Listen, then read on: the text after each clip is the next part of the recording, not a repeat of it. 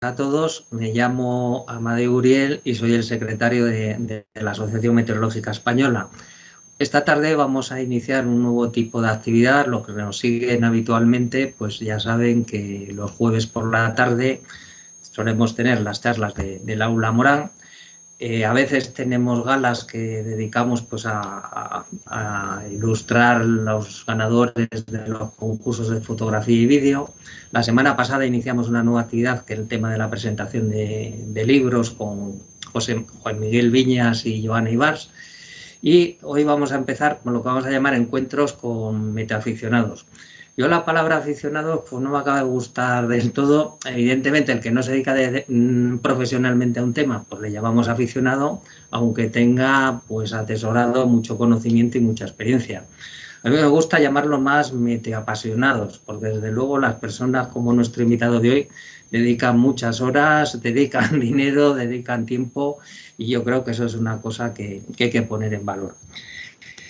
Vamos a intentar que este tipo de actividad pues, se vaya manteniendo a lo largo del tiempo, alternándolo con las charlas del Aula Morán. Dentro de unas semanas pues, tendremos con nosotros a José Luis Escudero y en el futuro pues, irán viniendo otros más.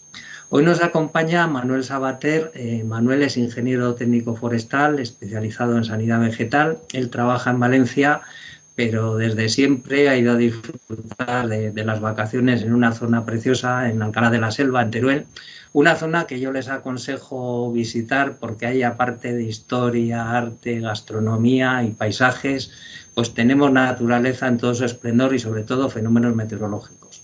Al que le guste el frío y las tormentas, pues como luego nos va a comentar Manuel, allí se puede aburrir. Manuel, junto con otros entusiastas, pues puso en marcha el proyecto de la búsqueda de los polos del frío en la provincia de Teruel.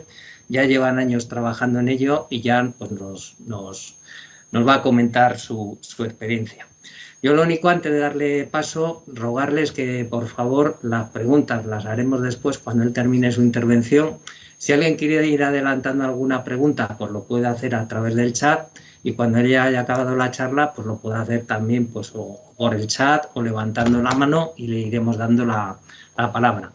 Y otra cosa también a comentar, que ahora los micrófonos están suprimidos, las cámaras también.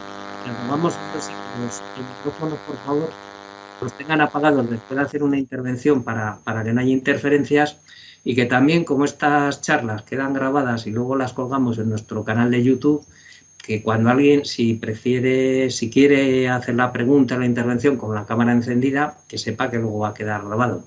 Y luego, cuando ya haya acabado todo el turno de preguntas, pues solemos hacer a veces, avisamos a la gente que acaba la grabación, y ya pues tenemos una tertulia ya en el ámbito privado, y esa tertulia pues ya no se juega posteriormente. Y ya no me enrollo más. Muchas gracias, Manuel, por haber aceptado nuestra invitación, y ya te cedo la palabra.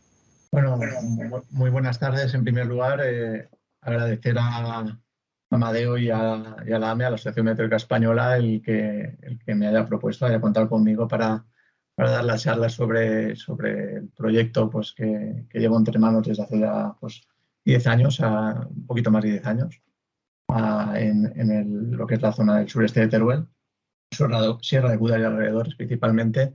También agradecer a EMET y a la delegación territorial de Aragón, pues, me ha permitido el uso de los datos, de algunos de los datos meteorológicos que os voy a exponer a continuación. Y bien, pues sin más dilación, paso a exponeros la charla. Un segundo y comparto la pantalla. A ver si creo que aquí no me sale la pantalla. A ver, un segundo. Sí, ahora se ve bien la pantalla. Ahora se ve, ¿no? Es que me había parecido aquí que no sé por qué no me salía. Disculpad. ¿La veis bien? ¿Sí se ve bien? Sí, se ve.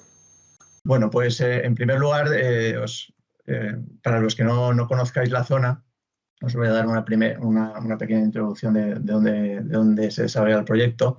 Aquí en el mapa os he resaltado en este círculo rojo el sureste de la provincia de Teruel, el límite con la provincia de Castellón, que es donde la zona, como os comentaba, del proyecto. A destacar de la zona, pues su altitud en primer lugar, pues la práctica totalidad se encuentra por encima de los 1000 metros, la mayor parte incluso por encima de 1400, 1500 metros, por tanto una altitud ya considerable. Y otra característica es que estamos relativamente cerca del mar, en línea recta, pues apenas a 60 kilómetros tenemos el mar Mediterráneo. Más concretamente, pues he empleado aquí la zona de la Sierra de Gúdar, donde, como os he comentado, concentro la mayoría la práctica totalidad del proyecto. Destacar, como podéis ver en estos colores más violáceos, pues es la zona que se encuentra a más de 1700 metros de altura, ¿de acuerdo? Destacar el Pico Peñarroya con 2028, que es la máxima altitud de la provincia de Teruel. Otra característica de la zona es que la orografía en sí pues no es excesivamente abrupta. Luego veremos que esto tiene un papel decisivo en el apartado de tormentas. ¿De acuerdo? Dentro de lo que cabe, pues no es demasiado abrupta. Son montañas antiguas y por tanto pues no hay excesivos grandes desniveles. Y bueno, como veremos, no solo en Sierra de Gúdar tenemos frío, que como muchos de vosotros sabéis, es así. También hay otras zonas de España muy frías, todo el interior peninsular, las mesetas, bien conocido, pero la Sierra de Gúdar probablemente una de sus singularidades pues, sea el aspecto de las tormentas, ¿no? Estamos en la zona con mayor número de tormentas de España, que le confiere, digamos, como una singularidad meteorológica y climática, podríamos decir, ¿no? Aquí se ven varios factores. Yo, como muy bien ha dicho Amadeo, pues a mí me gusta la palabra digamos, meteoapasionado, ciertamente.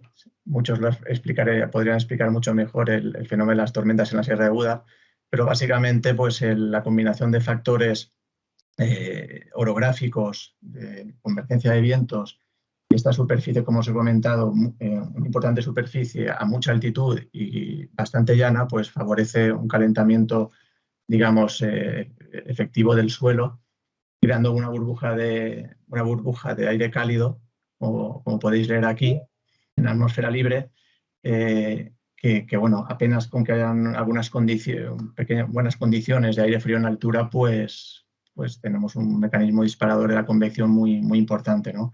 Dando lugar a las conocidas tormentas de la zona.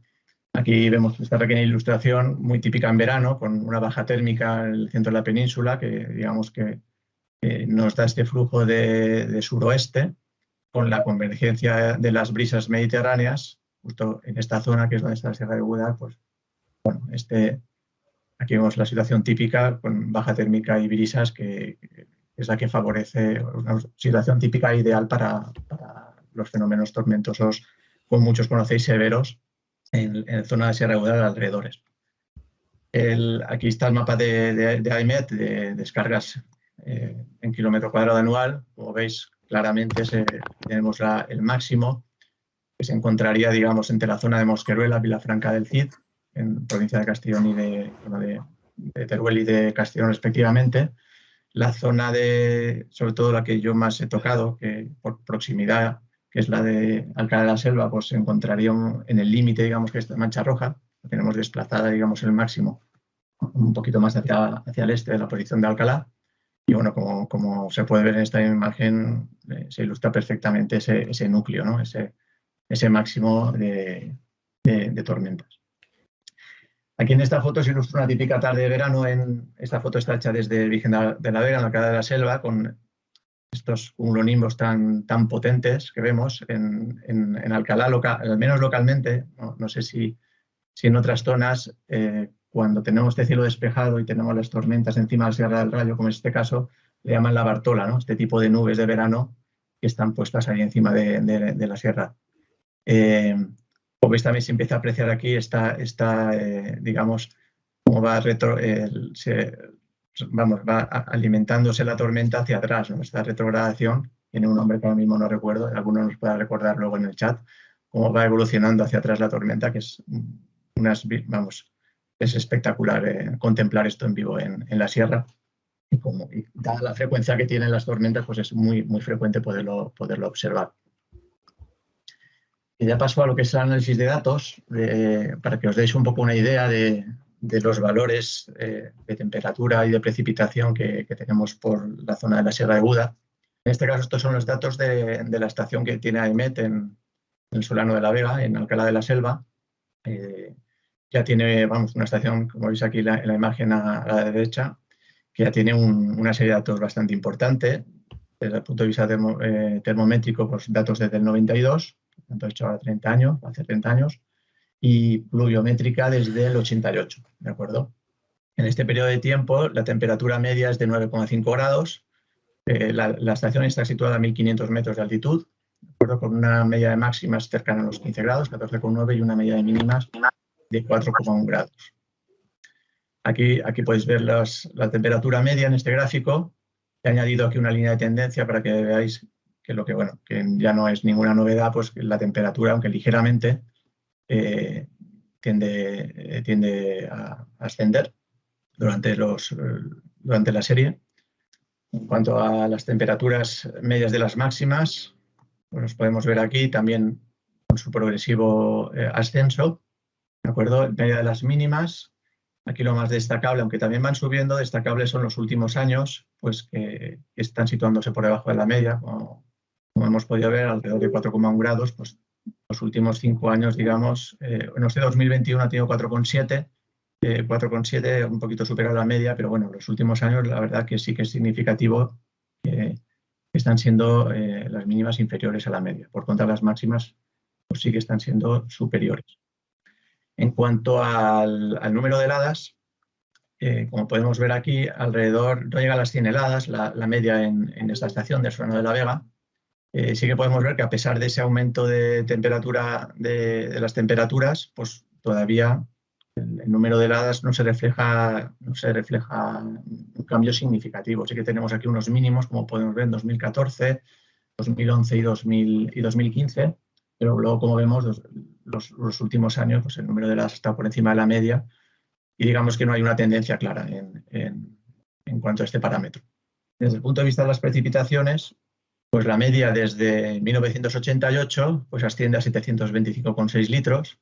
No está nada mal, mucha gente se sorprende cuando ve esta cifra, me dice, me parece mucho. Bueno, es una estación oficial que afortunadamente la llevan los conserjes de la urbanización y no tiene un fallo desde que empezó la serie.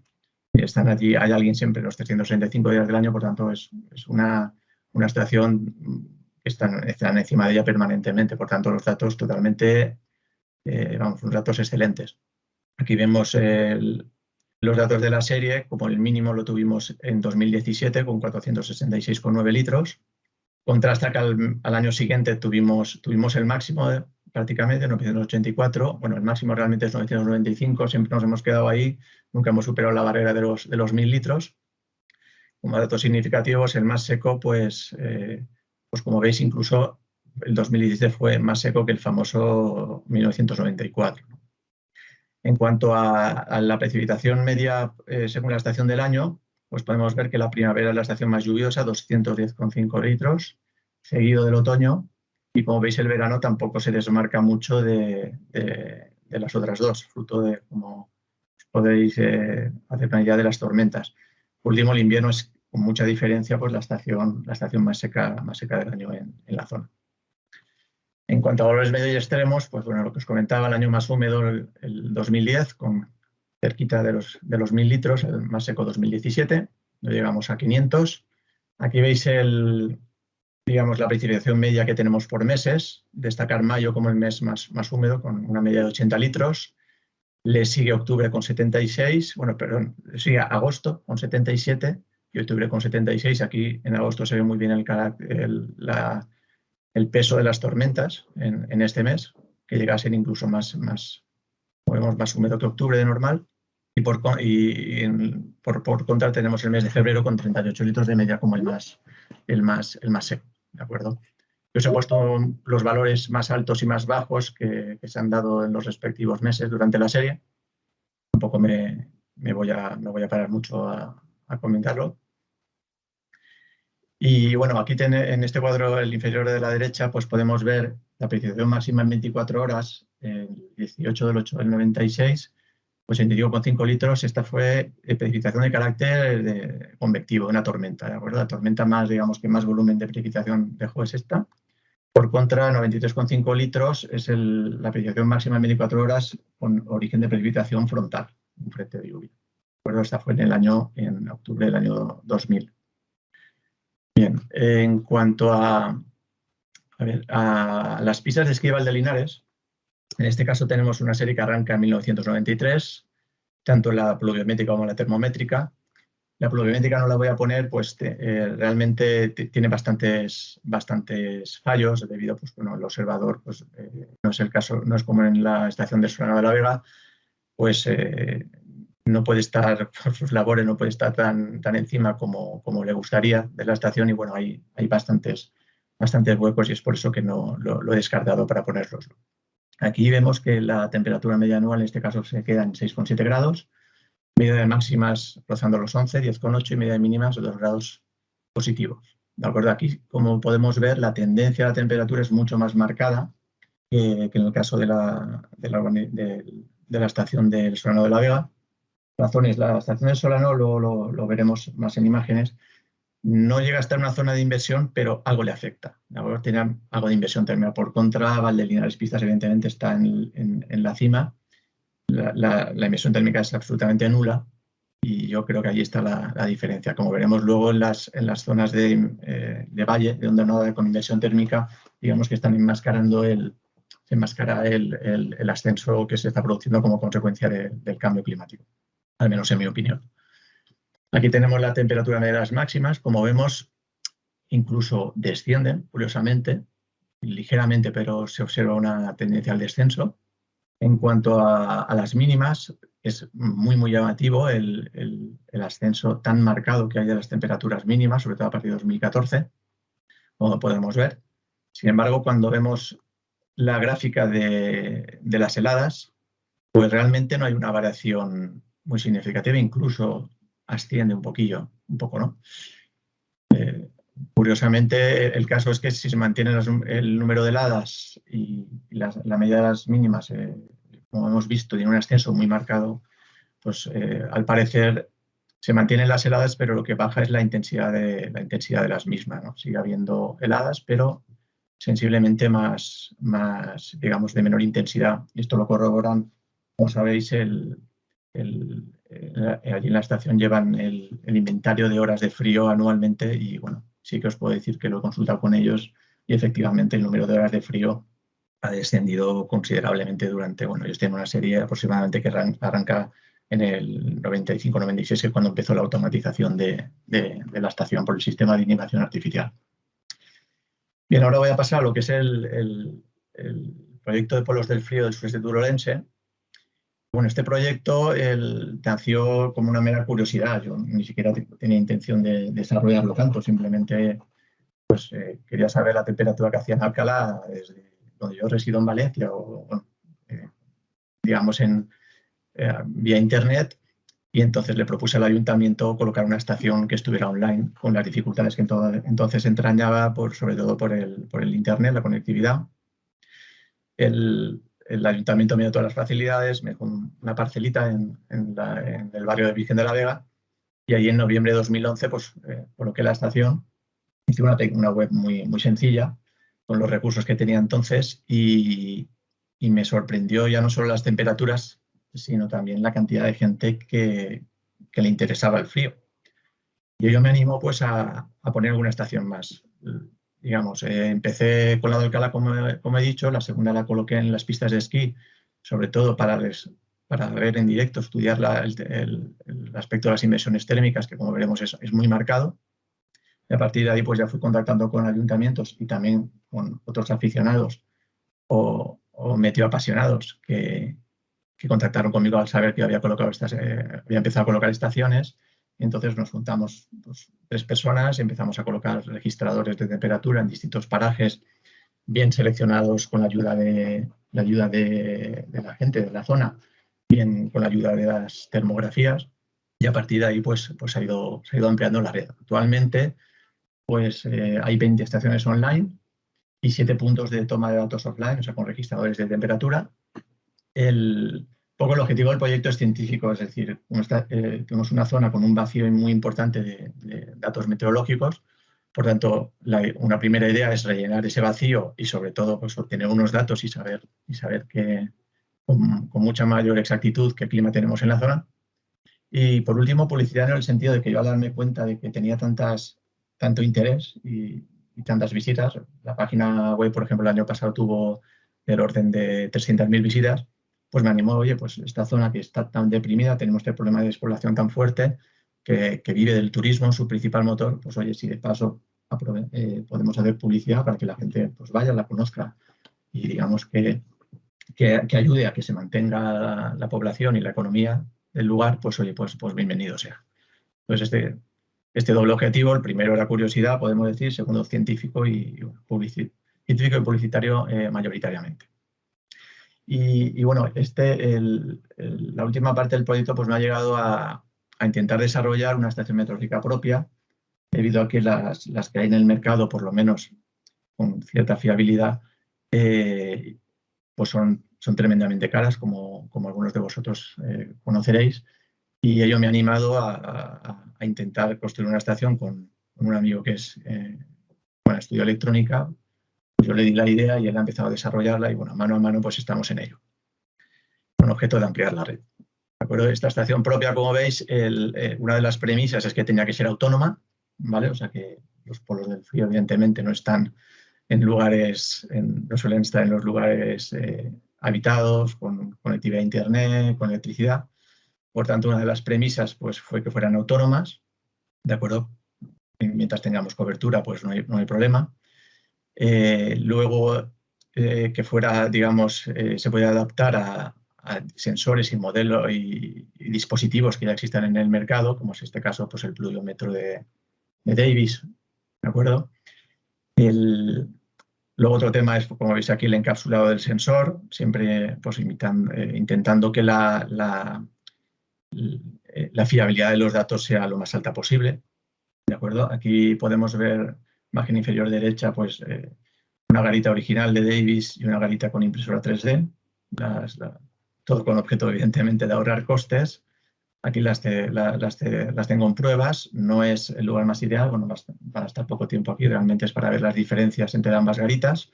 Y como veis, pues bueno, me parece una iniciativa interesante, sobre todo porque de la manera más económica posible, pues intentar ampliar la red de toma de datos. Y ya os digo, tanto esta conversión básica como es esta, con temperatura, humedad y presión atmosférica, como esta otra que llama más avanzada, con pluviómetro, y ahora en breve ya saltaremos a la que también recoge los datos de viento. ¿Vale? Y bueno, aparte también tiene wifi, o sea que si en alguna zona por lo que sea hay wifi, pues también podemos alternar GSM con wifi o simplemente prescindir del módulo GSM. También abaratas más costes, ahorras más energía. Bueno, realmente hay varias ideas, una modularidad en el dispositivo. Como os digo, estamos en pruebas con 10 prototipos en campo y a ver qué tal, si resulta y podemos ir ampliando la red. Bueno, en cuanto a la búsqueda de los polos del frío, pues como os he comentado anteriormente, pues nosotros empezamos a preguntar a quien mejor conoce el terreno, que la gente que ha vivido toda la vida allí. Pero bueno, nos apoyamos también no solo en ello, sino en las termografías. Por ejemplo, esta que podemos ver aquí, superpuesta con la capa cartográfica del IGN, y que nos permite pues, ir, digamos, identificando los lugares. Las termografías no son definitivas, porque sobre todo por el tamaño del píxel del satélite, pues podemos ver zonas que son muy grandes, valles amplios, como este aquí de las dehesas, que se ve perfectamente, y sin embargo, pues valles como Virgen de la Vega, que son más pequeños, pues apenas se ven y sin embargo pueden ser igual de fríos o muy parecidos, ¿de acuerdo? Pero las termografías sin duda han sido un instrumento que, si bien, como digo, como he dicho, no es definitivo, pero sí que ayuda mucho a ir, digamos, centrando el tiro, ¿de acuerdo? Una vez identificábamos las zonas, pues pasábamos o bien a hacer un paseo matutino, como es este caso en Virgen de la Vega, con sonda de temperatura, para hacer una aproximación, porque claro, el sensor al no estar protegido, pues sabéis que sobreenfría, pero por lo menos para hacer una aproximación de si la zona más o menos cumple. En otra etapa, pues ya colocábamos un registrador de temperatura en este caso con garita artesana total, vamos, con platos de maceta, de plástico. Y ya posteriormente, pues si el tema veíamos que era una zona interesante, pues pasábamos o bien a poner una estación online o bien dejamos un registrador en función de que hubiera cobertura o no. En este caso, esta es la colocación de la estación de la CSP2 de Linares de Mora. Es la única estación que está dentro de una dolina. Ya sabemos que no es lo más representativo de una dolina, pero ya que tenemos una, pues pusimos ahí la estación. Nos costó lo suyo, como podéis ver. Hay que clavar un tornillo, meter un mástil suficientemente alto para que la señal, bueno, separar el emisor de la Davis para que llegara al receptor que está en una masía cercana. Pero bueno, son cosillas que ya no es solo la obtención de datos, sino también satisfacción, pues la colocación, todo el proceso. Aquí vemos el portero de Montebodo del Castillo, antes de que se pusiera la estación. Aquí está el registrador de temperatura. Posteriormente, pues al ver que era una zona muy potente y tan potente como veremos luego en los datos, pues ya procedimos a colocar una estación ya online. Aquí a la izquierda vemos el paraje de las dehesas de Fortanete, en la masía de Casa Elías, donde está la estación de las dehesas.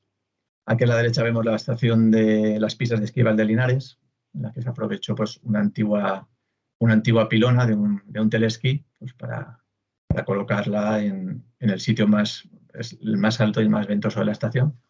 Y bien, en esta foto ya podemos ver la panorámica del Valle Virgen de la Vega, con el barrio aquí, en este lado. Una tarde de verano con su tormenta típica encima de la Sierra del Rayo, como podemos ver aquí. Y más o menos por esta zona, en medio de es donde tenemos aquí la estación. Como digo, esta es la primera estación del proyecto. Aquí tenéis otra foto que ilustra medición de datos, en este caso un registrador en el valle de Soyavientos, término de Ayepuz. Como podemos ver, yo no solo disfruto con los datos, sino también con los paisajes, solo ir a recogerlos, pues vale la pena por verlos.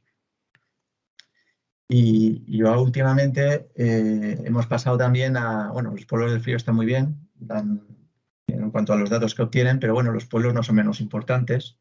Tenemos pueblos con no solo buenas panorámicas, sino también con datos interesantes de temperatura. Pero recientemente ya hemos iniciado el proyecto paralelo al de pueblos del frío, que es ya el de Ibericam, que se centra sobre todo en imágenes y datos de temperatura, pero ya de zonas habitadas, ¿de acuerdo? Entonces, en esta web, en colaboración con ayuntamientos, pues estamos colocando cámaras web y estaciones meteorológicas. Digamos, las cámaras web son en directo, o sea, se pueden ver imágenes en directo, y las estaciones, así como de las estaciones meteorológicas y sobre todo las estaciones todas dentro de lo posible, pues colocándolas de manera que los datos sean validables, o sea, en caso de que estén encima de edificios, pues mínimo 2 metros para intentar que la posible influencia de la degradación del suelo pues sea la menor posible. Igual que intentamos ser estrictos en la colocación de los registradores, las estaciones en campo a 1,5 metros sobre el suelo y siempre en garita protegida, pues con las estaciones, en el caso de Ibericam, también intentamos ser lo más estrictos posible para que los datos pues, sean validables, digamos. Y pues obtener vistas de la zona que, como ya os adelantaba Amadeo, y os repito yo, pues son muy chulas, ¿no? Aquí, por ejemplo, el pueblo de Valdelinares, el municipio más alto de España, lo tenemos también online en directo. O Moral-Rubielos, por ejemplo, la capital de la comarca. Bien, ahora ya paso a comentaros pues, algunos datos que hemos obtenido en la red durante estos años. Aquí os pongo en primer lugar una comparativa entre zonas inversoras y advectivas. Tenemos la estación de Alcalá de la Selva, Virgen de la Vega y Fortanete en zonas de valle con inversión térmica. Aquí tenemos la altitud, cuando arranca la serie de datos y bueno, los datos de temperatura media, las máximas, mínimas, las absolutas, tanto máximas como mínimas y los días de helada promedio. Como podemos ver, las diferencias son muy abultadas, sobre todo en el aspecto de las mínimas. Tenemos con Alcalá de la Selva tiene 0,3 grados de media durante los últimos 10 años, 1,7 en el caso de Fortanete, y fijaros que son medias más bajas que la que tenemos, por ejemplo, en pistas de esquí de Valdelinares, a prácticamente 600 metros más arriba, ¿no? En En cuanto a los registros mínimos absolutos, pues también muy destacables en zonas de valle. Estas mínimas, luego veremos, son del año pasado, son fresquitas, nunca mejor dicho, del episodio de Filomena. Las mínimas absolutas de las zonas advectivas datan todas de 2005, que luego las veremos.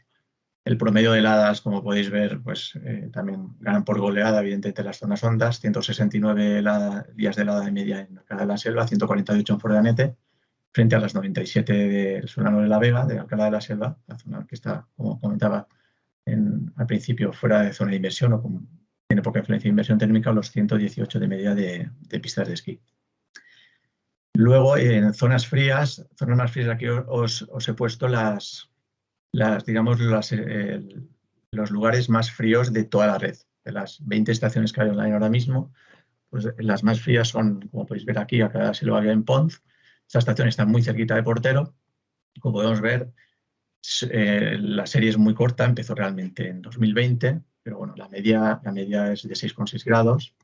Es prácticamente la de pistas de esquí y con una media de mínimas muy destacable de menos 1,7 y con, como veis, una amplitud térmica anual importante, 34,5 de absolutas a menos 26,5 y un promedio de heladas de nada menos que 218 días. O sea, un auténtico congelador, podríamos decir. Luego tenemos Fortanete de esas, también una zona muy fría. Como podéis ver, una media de mínimas menos 0,4, 7,9 de media y un registro mínimo absoluto de menos 27,8 y 191 días de helada de promedio. Linares de Mora Cespedosa, la que os comentaba que es la única que tenemos como dolina, que tiene una media de 6,3 grados, por tanto, como media es la más fría de todas las estaciones, lo que es la media anual, con valores mínimos muy destacables, menos 28,2 obtuvo en el episodio de Filomena, 186 días de helada. Y por último, el Portero de Monteagudo, como veis, pues también tiene una media de mínimas desde 2018 que empezó la serie negativa, menos 0,6 grados. Tiene la mínima absoluta por poco de toda la red, menos 28,3, 187 días de heladas de media. Y bueno, lo que os comentaba de las inversiones térmicas, pues que mejor una imagen que 1000 palabras, como se suele decir.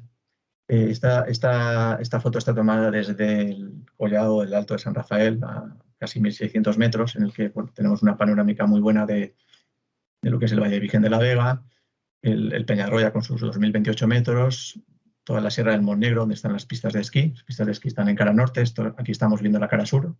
Y bien, aquí podéis ver la comparativa desde el año 2014, que es cuando se colocó la estación de pistas, por eso no he llegado a 2012, porque en pistas no tenía datos.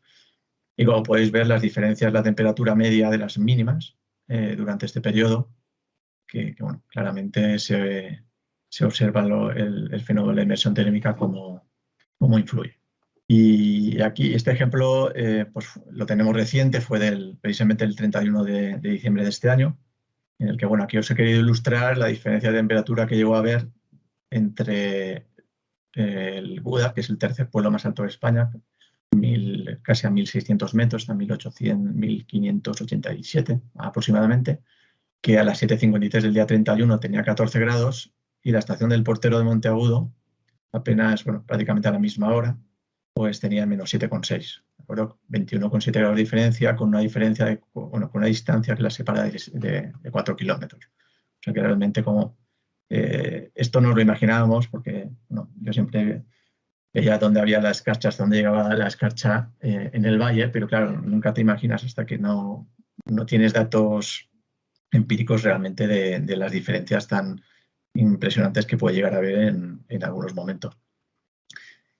Y a continuación ya paso a haceros un resumen de episodios destacables que ha habido o que ha captado tanto la red mía como las estaciones de AEMET.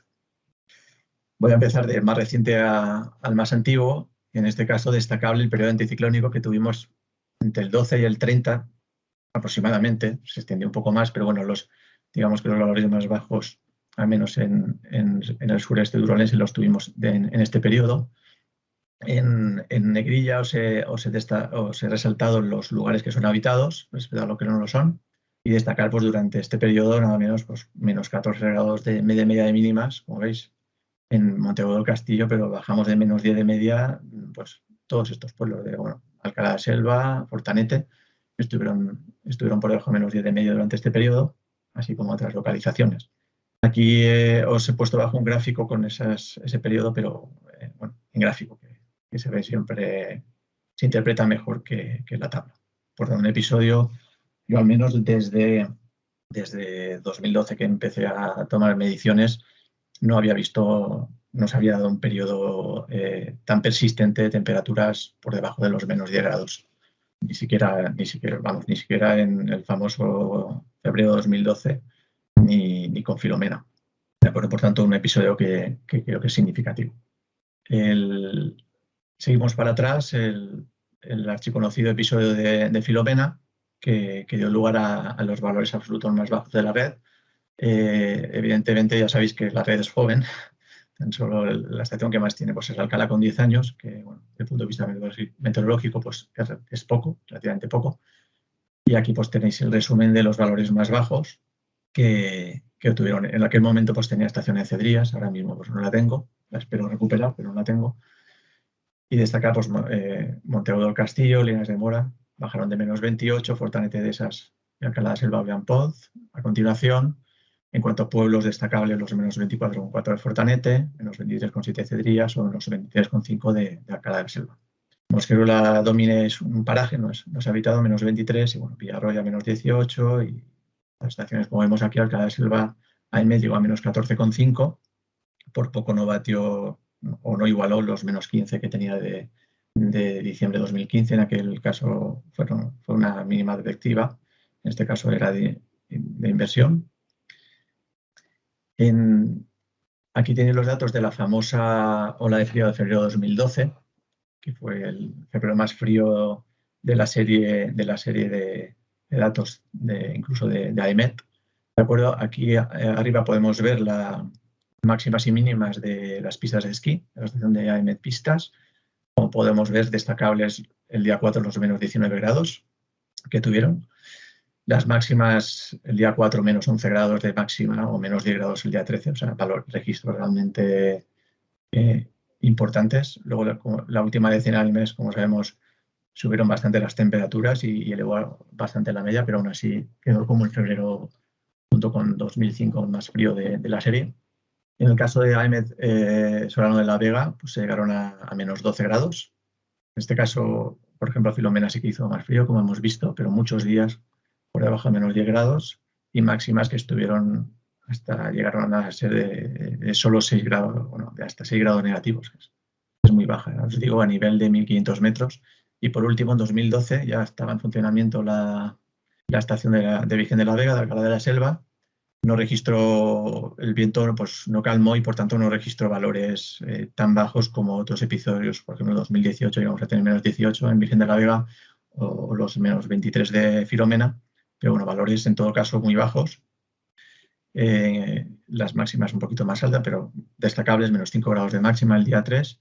Y bueno, aquí en la segunda parte del mes, que ya vemos como las mínimas empezaron a subir en zonas altas, empezó a calmar se cortó la irrupción de aire frío y empezó a calmar el viento y por tanto llegó la ocasión de las inversiones térmicas y aquí se refleja muy bien cómo empezaron a subir en zonas de medianía y cumbre y empezaron a bajar o siguieron siendo destacables en valle. Seguimos yendo hacia atrás. El invierno del año 2010, muy destacable, como vemos aquí. La tabla de la izquierda corresponde a la estación de pistas de esquí de Linares. Destacables estos -12,5 de máxima el día 10 de enero, 3 mínimas consecutivas por debajo de -15, igual o menores a -15. Luego también destacables en febrero, los -10 de máxima del día 12 y -15,5 de mínima. Un invierno, por tanto, bastante potente. La tabla de la derecha, que es la de, como os comentaba, de AEMET Solano de la Vega en Alcalá, destacable ese día 9 -7 grados de máxima. Y bueno, otros registros, vemos aquí de -4 de máxima, también bastante significativos. O ya entrado marzo, pues como vemos una buena entrada de aire frío que tuvimos, pues con -4,5 grados de máxima y -9 de mínima en el mes de marzo, que está ya está bien ya para la época. Y por último, el invierno de 2005, que fue posiblemente el más frío de todos, de toda la serie. Destacable eso en pistas de esquí, esos menos 15 grados de máxima que del día 28, los menos 19 de mínima del día 27, que como hemos visto antes representa la mínima absoluta en pistas de esquí. Pero bueno, como vemos, también destacable los menos 17 a final de mínima de final de febrero. Y ya ha entrado marzo, pues esos menos 18 el día 1 o los menos 15 el día 4, valores muy significativos para el mes de marzo. En cuanto al Solano de la Vega, pues datos también muy gráficos de cómo de frío fue este 2005, con esos menos 15, que es la mínima absoluta de la estación, menos 7 de máxima algún día, y valores también fríos en marzo. Por tanto, un invierno de los duros, digamos, que hemos tenido.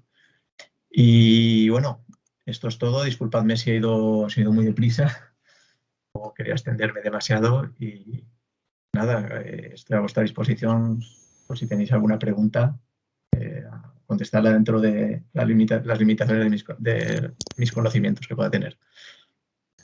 No, muchas gracias, Manuel, porque ha sido una charla yo creo que bastante completa.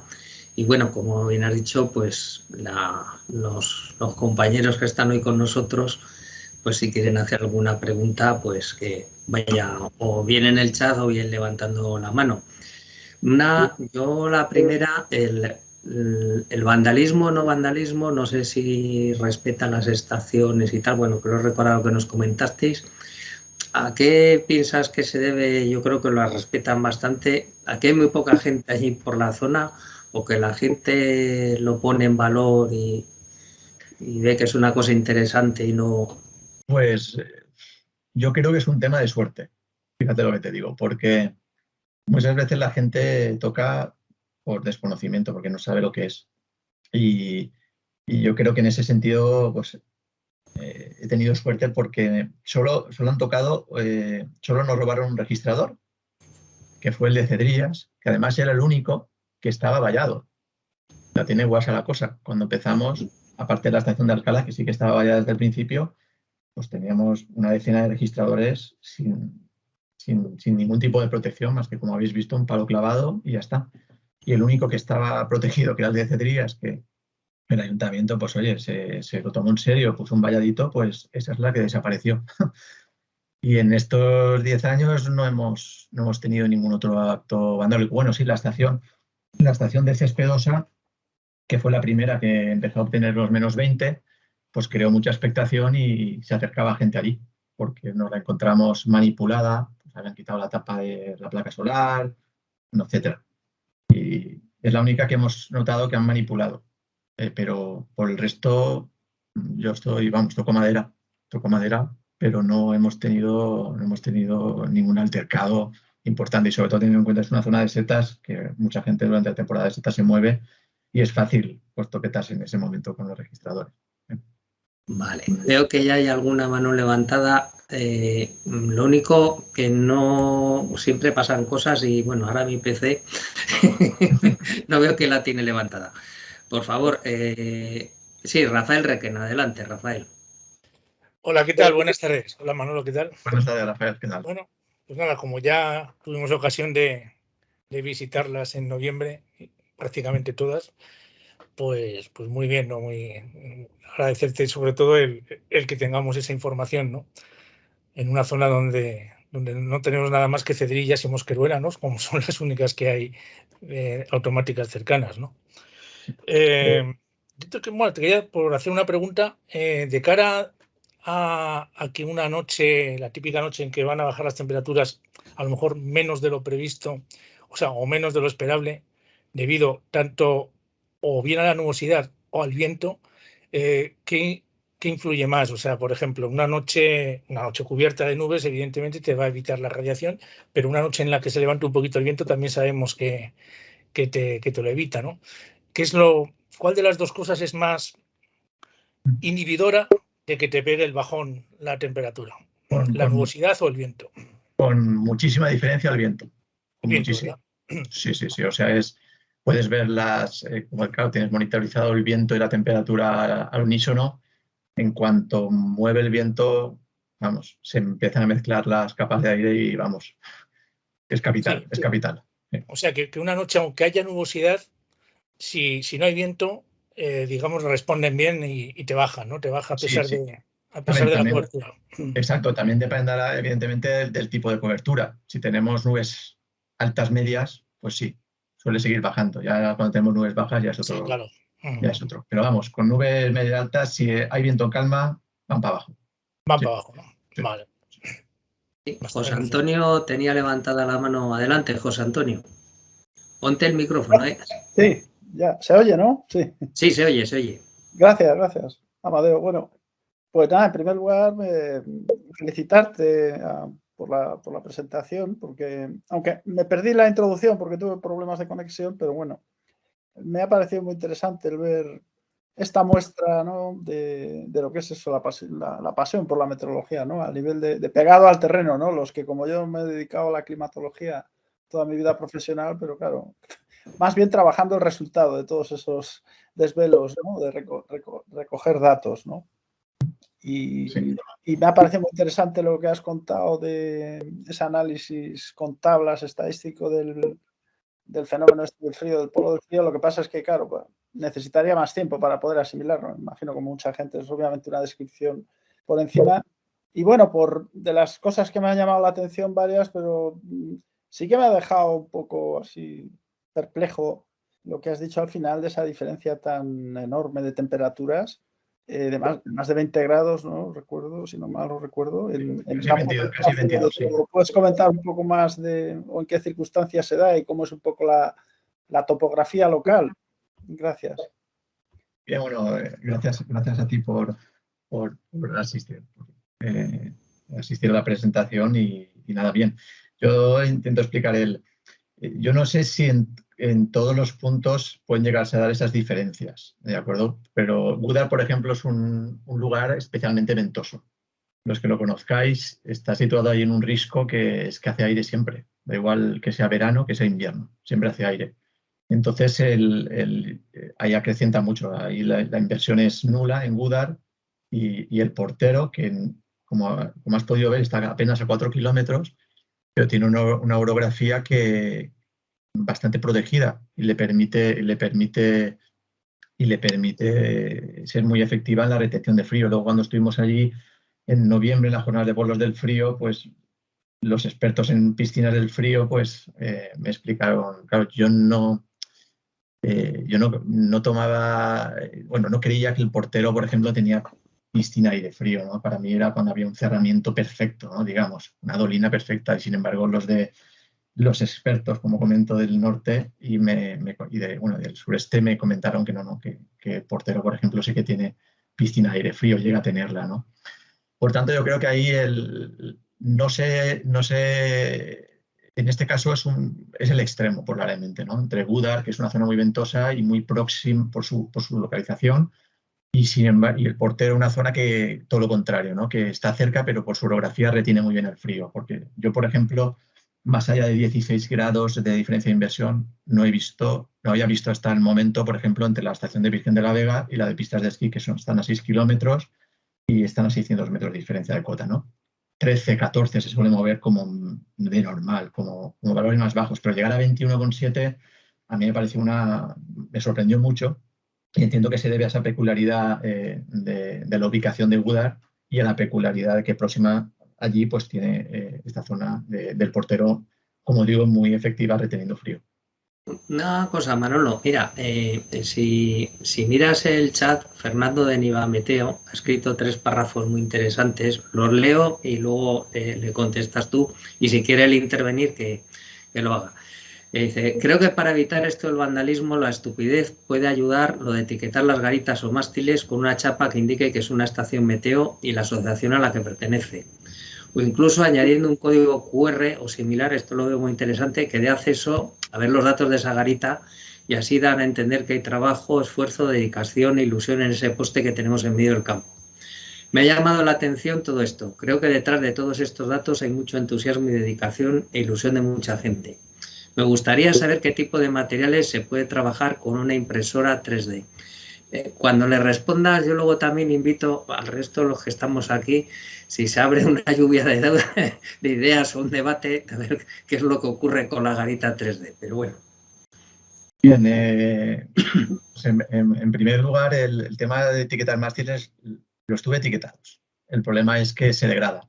La etiqueta se degrada con rapidez, dadas las condiciones ambientales, y sinceramente no me da la vida para ir reponiéndolo a medida que... Entonces voy dando prioridades, voy ampliando la red sin dejando algunos flecos, y uno de ellos es ese, porque evidentemente me parece que sí, tienes toda la razón, es capital el tener las cosas etiquetadas, por lo que precisamente le comentaba antes a Amadeo, que yo creo que la gente toca y sea porque no sabe lo que es. A veces porque se dice, esto que me lo llevo, le doy un golpe, y no sabe lo que es y no sabe lo que hay detrás, ¿no? Por tanto, sí, es una asignatura pendiente que tengo. Me pones aquí lo de chapa de aluminio, sí, desde luego. Lo había pensado, pero bueno, pero como digo, me da la vida lo que me da, pero sí, ese es un tema que tengo que abordar cuanto antes, porque en ello va ilusión, esfuerzo y dedicación, ¿no? Y es una pena pues que por no estar bien identificado pues tengamos algún problema. Sí, Fernando, lo que decía también que quería saber qué tipo de materiales utilizáis. Sí, exacto. En cuanto a la segunda pregunta, bueno, hemos ido haciendo varias pruebas. Empezamos con plástico PET, pero hemos visto que, claro, con la elevada radiación solar, incluso poniendo un protector de ultravioleta, la elevada radiación solar que tenemos a esta altura, pues acaba amarillando la garita y por tanto no nos vale, ¿no? Ahora estamos en las últimas garitas ya van con plástico resistente a ultravioleta. Ya directamente lo venden así, el plástico de impresora, y ahora pues bueno, hay que ponerla en campo y ver si es verdad. Sí, es verdad. Luego los comentarios cuando compras el producto, el rollo de plástico, te dicen que sí, que resiste, ¿no? Los comentarios que lees. Pero bueno, ahora hay que probar en el terreno y a esta actitud y ver cómo va. ¿De acuerdo? ¿El material de origen que usa Davis, el tipo de plástico, se sabe o es...? Yo no lo he conseguido todavía averiguar. No lo he conseguido averiguar. Llegamos a que las primeras garitas las hacíamos con brillo, y claro, el brillo no. La garita Davis es claramente mate, es normal, y además brillo pues nos puede, radiación difusa no la puede meter dentro, cosa que no conviene. Pero bueno, vamos aprendiendo los errores. En todo caso, las garitas que os he enseñado están, bueno, un curro, mi hermano que le gusta esto, me está echando una mano y bueno, se ha pasado un montón de horas con el calibre, midiendo las tolerancias, la anchura, el espesor del plástico. Bueno, le estamos dando vueltas, pero la verdad es que tiene mucha ingeniería detrás, una garita de estas, de toda la Davis, a la vista de los resultados que estamos obteniendo. Porque en temperaturas máximas, en mínima no hay problema, cualquier garita te vale, pero en máximas, como comentaba también Fernando, es donde ahí está el problema. Sí, ¿más preguntas? Bueno, pues si no hay más preguntas,